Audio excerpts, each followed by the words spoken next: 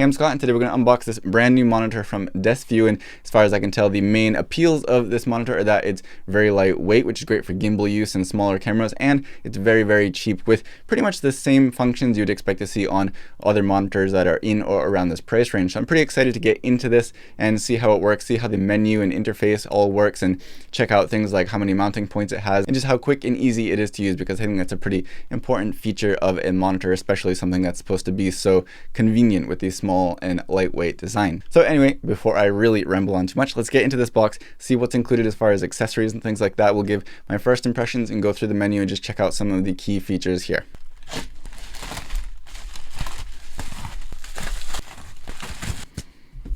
Now they did send me 3 boxes here. This is the main monitor. It's the Mavo-P5, as you can see. And they also sent me 2 other small boxes, but I don't think those are usually included. So we're going to open those up, of course, but just check what is included in the package if you buy this on Amazon or on their website or wherever you buy it, because certain accessories may or may not be included. I'm sure what's inside the box itself is going to be the same pretty much anywhere, but just keep in mind that these were sent to me by them for this review, so they might not always be included. First up, we have, I suspect, just a battery. So this is a Sony MPF style battery. This is actually a FeelWorld Master battery, which is pretty funny. But you can see this is just a standard MPF battery. It has 2200 milliamp hours, 16.3 watts. We'll put this on there and see exactly how much battery life we can get out of there, and I will put the exact results on screen as well. Over here, we have a FeelWorld Master, again, a FeelWorld Master battery charger for that MPF battery. So again, those are things that I assume are not always included, but it's nice that they sent me that so that we can get up and running with this right away. Now let's get into the main box. You can see on screen this is a 1920 by 1080 display. It's a HD display, 5.5 inches, so I think a good medium size, not too small, not too large, and it should be a pretty good display. You also have, of course, an 3.5mm jack for audio monitoring. You have, it says 2 1/4-inch thread holes. We'll see exactly where those are located, so how convenient it's going to be to mount in some different setups. If you take a look at all of these extra little functions on here, they're just icons, but you know, it's pretty much standard for what you would expect to see at this price range. I don't think that it has anything like waveforms or vector scopes or those advanced monitoring features, but we'll get into the menu and we'll check that out just to be sure. On the back of the box, you got the package list, so you should have camera monitor in here, an L-shaped holder, which is nice to have. It's easy to mount on top of a camera and flip it around if you want to be in front of the camera and see what you're doing. You have a sunshade that looks detachable, and they do include 2 HDMI cables, a mini and a micro, as well as the user manual, and you have all your other specs here. This is not super high bright or anything like that. It's pretty standard monitor, but again, it's lightweight and it's a good size and it's going to be pretty affordable. So let's get into here and see a little bit more for ourselves. So right away, let's just take the monitor out, which is right on top, and yeah, it is very lightweight. Let's take it out of the plastic so we can see what's going on here. All right, and yeah, I mean, it's a monitor. It's pretty simple. On the back, you've got just the battery plate. On the top, you've got a series of buttons. You have function 1, 2, and 3, as well as exit. You got a wheel, which is clickable, as well as a switch over here, which I assume is power. On the side here, you have your HDMI port, HDMI in. It doesn't look like there's an out. There is a space for it. I assume they use the same mold as some other monitors, but there is no HDMI out, apparently. It's also not marked on the back where you can see HDMI in. So this doesn't have pass-through. That's going to be one of the ways that they keep the price down. You do get DC in, though, if you want to power this from an external power source, but according to the packing list, there was no cable for that, so you have to have the cable yourself. You have the screw thread on the bottom, as well as a USB port. I assume that's going to be for firmware updates or things like that. I don't think this has a lot of support. I'm not positive. And then you got on the other side your 3.5mm jack for headphones and another screw thread. So you do have one on the bottom and one on the side.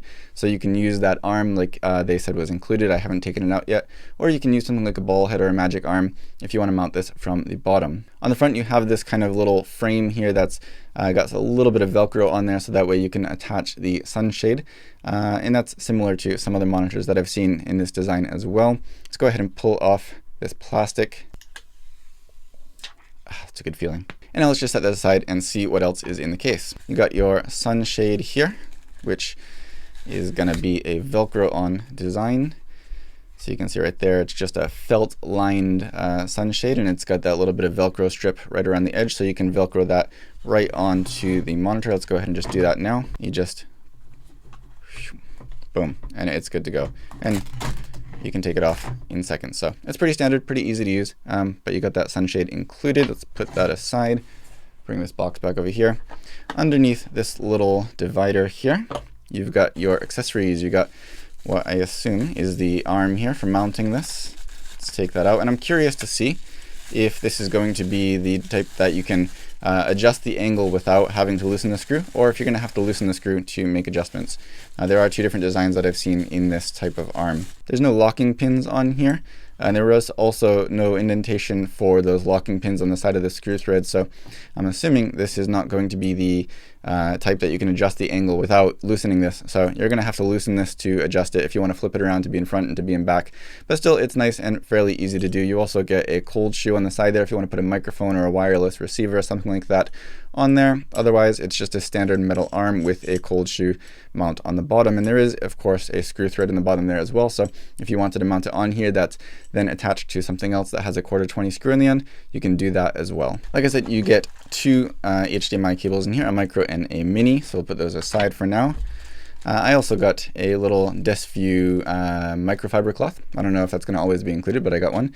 And the instruction manual here, of course. We'll have to take a quick look at that just to make sure that I don't miss anything when I'm going through this monitor. And that's all she wrote. So we're going to go ahead and put this onto a camera just to turn it on and see how the menu works and how all the function buttons work, how easy it is to customize everything and how to access everything. So that's going to be my review for today. We're just going to check that out very quickly. I'm not going to bother using this for a long time. It's a cheap monitor. If it's easy and quick to use, then I assume that it should be good. I've had no problems over a long term of use with my other Desview monitor. So as long as the interface is easy to use and everything seems to be problem free, then I would give this a stamp of approval. Let's go ahead and get it on there and then talk about that.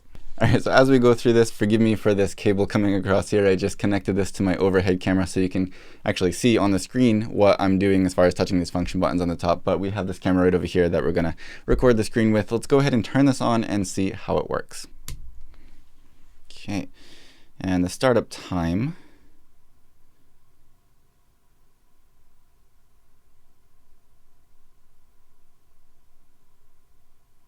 All right, there we go. So it's not the fastest monitor to start up, but you know, it is what it is.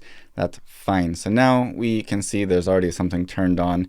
We're gonna have to figure out how to turn off this stuff, but you can get, you know, the idea of what it looks like. It looks good. The image itself looks good. You know, again, it's not super bright, but it does look nice. I like the colors and the appearance of everything on there. Let's go ahead and try and dive into the menu. To access the menu, I'm guessing you're going to push down. Yes, you push down on the wheel, and then you can scroll through everything with that. So this menu system is very different from the Desview R7, which I reviewed before, which was a touchscreen and largely relied on the touchscreen to navigate through the menu. This is a much kind of more straightforward menu system. You have the main menu with auxiliary functions, auxiliary line, picture settings, color settings, hotkey settings, other settings, and exit. And you can see some information at the bottom. We're at 1080p at 60 Hertz. So in the auxiliary functions menu, if you push this wheel, you can then jump into the sub menu. You've got your monochrome display. You can turn that on in some different colors. You can turn that off. If you click it, it will jump back into that sub menu instead of the actual on-off option. False color, you've got on and off, just simple false color. There doesn't seem to be a scale listed anywhere on screen, so you're going to have to know how to use false color, how to read false color if you're using this. Let's turn that off and go back to focus peaking. You can turn that on low, high, or off. Let's turn it on high for now, so that way we can see as we adjust the color. You can change it between green, blue, red, and those three colors. Let's set it to blue, and let's exit out of this so you can see the peaking on screen there. And let's jump back into the menu, press it again to jump into that sub menu. Let's turn focus peaking off for now. Zebra pattern, you can turn on at a few different levels. You can do 70 IRE or 100 IRE, but you can't customize it any more than that. Your histogram, you can turn on or off. So you do have a histogram at least. You don't have a waveform, I don't think, but you have a histogram. Volume bar, you can turn on or off, and that's a colored volume bar, so you can get a good idea of your audio if you're recording audio from the main camera, which I'm not right now, which is why it's so low. Let's turn that off. Camera mode, you can turn that. Okay. It resets after you do that, so we can turn that to on and then cycle through and turn it to off, but it resets when you do that. I'm not sure exactly what that's going to do, but we'll double check and I'll put some information on screen. and then you can go to return, which will bring you back to the main menu instead of the sub menu. One thing though, there is no straight up back button. So if I go here, I can't get back into the main menu without completely exiting it out and then opening the menu again, unless you scroll down to the return. So at the bottom of the menu. So you have to actually go down to return to the main menu. There's no back button, there's only an exit button. Next up, you have your auxiliary lines. So these are physical lines on the screen. For example, the center mark, which is on, you can see here, turn it off or on. I'm gonna leave that on because I like using it. Your safe area, you have 90%, you have 93, 96, or off, then down to 80, 85, and back to 90. We're gonna turn that off for now. Auxiliary line ratio. So these are your ratio markers: 4 to 3, 2.35 to 1, 1.85 to 1, or off. So you have a few options, but again, you can't customize that. I'm going to turn that back on for a second, just so that way we can see this auxiliary line color. You have white, you have black, you have red, and green, and blue. We're going to go to white for now, and then transparency is going to adjust how transparent those are. Let's turn it to 3 and just exit out of the menu, see if anything changes. There we go. Yeah, so once you exit out of the menu, you can see this black outside of those auxiliary lines, as they call them. And if you go back into that, set the transparency lower, let's go down to 1, for example, exit back out. Now you can see there is black outside of those lines, but it's a little bit transparent. So you can get a clear view of what's inside of your lines, but you can still see outside of your frame, so you can make sure that you're not missing anything maybe. And then you have your picture settings. So your aspect ratio, you got 16 by 9, 4 by 3, 1.85 to 1, 2.35 to 1, and auto. So auto, or in this case 16 by 9, is going to work for me. But if you're using anamorphic lenses or something, you can adjust that. Scan mode, we have underscan and overscan. I'm just going to leave it on underscan for now. Pixel to pixel, you can turn on or off. Zoom, you can turn to 1.4 times, 2 times, 4 times, 8 times, 10 times, and off. And I'm assuming this is something you can set to a function button, and then you can press it and it will cycle through those, which will be a little bit more handy than having to jump into the menu. You also have your flip horizontal and flip vertical, which is separate, and I really appreciate that it's separate, so you can adjust both of those separately, obviously. That can be useful to be able to do if you're in front of the camera or something like that. If you have this mounted upside down, but you're not in front of the camera, you know, there's different situations, so it's nice to have them separate.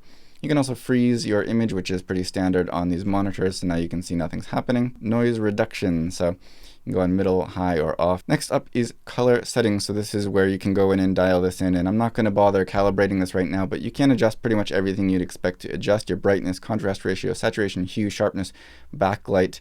Backlight is now at 70, so I'm actually going to dial this up just to see how bright this can actually get.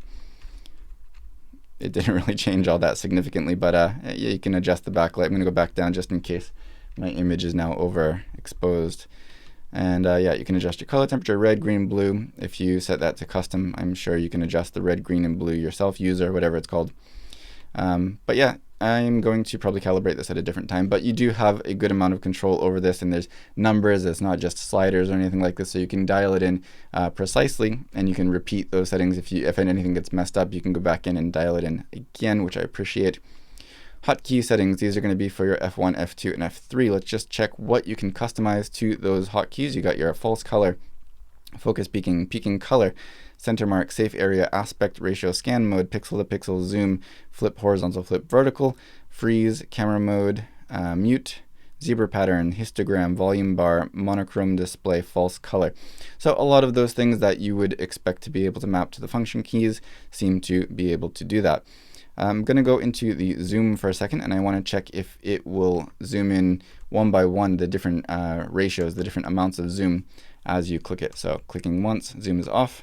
1.4 times, 2 times, yeah, so that works how I expected it would work. After that, you got your other settings. So these are the extra things like language, transparency, and I assume transparency is for the menu here. So yeah, you can turn it to off so you have a very clear display, or low, middle, high. So I'm going to leave that on low for now. On-screen display time will allow this to automatically close itself after 5 seconds, 10 seconds, 15, or off, which means that you have to actually close the menu by yourself. It's not going to automatically close. You can adjust your volume here. You can reset everything. You can do your software upgrade. You can check your battery info. I'm going to turn that on just so I can see what it looks like. Let's exit out of there. You can see now at the bottom here you have the battery reading in volts. I'm going to turn that off again because it's kind of annoying. And that's about it. So all in all, I think this is a pretty good monitor. And again, it's cheap, it's lightweight, it's simple, and it gets the job done. It has pretty much all of the things that I would expect a monitor at this price to have, and it works pretty well. The menu system is simple enough. You've got 3 function buttons, which you can recall things that are often turned on and off, like peaking, for example. And it's pretty much what I would expect. It's plastic, but it doesn't feel terrible. It has things like a sun hood that you can Velcro on there and, you know, carry with you very easily. There's really not a whole lot more that I would expect out of something like this, and it does what it's supposed to do. So if you have your eyes on this, I would say don't hesitate to get it. Everything seems to work as it should, and it has everything that you would expect to get. If you have any questions or comments though, let me know down below and I will do my best to get back to you. If I have any issues with this in the future, I will update that in the video description. So if you're watching this in the future, check down there just to make sure that nothing has gone wrong after using this for a little while. But if you like this video for now, please do consider giving me a thumbs up, subscribe to see more in the future, and thanks as always for watching.